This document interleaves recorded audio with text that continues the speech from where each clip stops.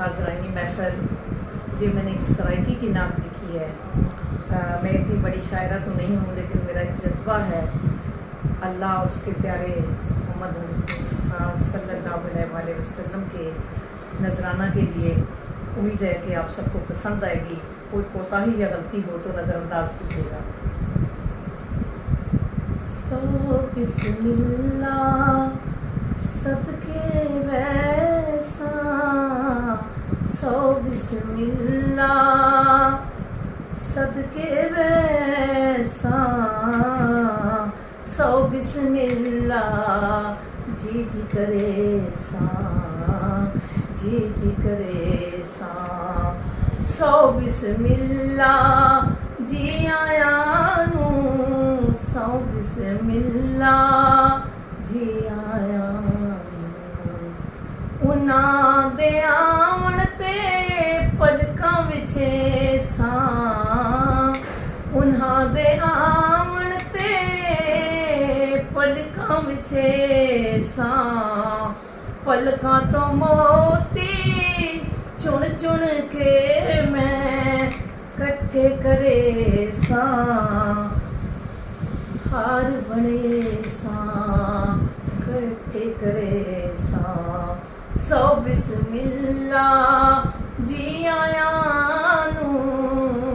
सो बिस्मिल्लाह जी आया नू। ए मोती मैकू बहु मांगे ने, ए मोती मैकू बहु मांगे ने, इश्क मुहम्मद विच डुले ने, इश्क मुहम्मद विच डुले ने, सुच्चे ते असली धागे मिले सा, सुच्चे ते असली धागे मिले सा, पढ़ बिस्मिल्लाह नाम मुहम्मद आप भरोसा,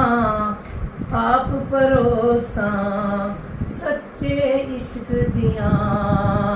सच्चियां तांगा, सच्चे इश्क दियां सच्चियां तांगा, सच्चियां तांगा, टुर के मदीने लाजम वैसा, टुर के मदीने लाजम वैसा, जद मदीना मैं को दिस सी, जद मदीना मैं को दिस सी, हंजू डुल सन बण कतारा, हंजू डुल सन बण कतारा, हंजुआं दी मैं माला परोसा, हंजुआं दी मैं माला परोसा,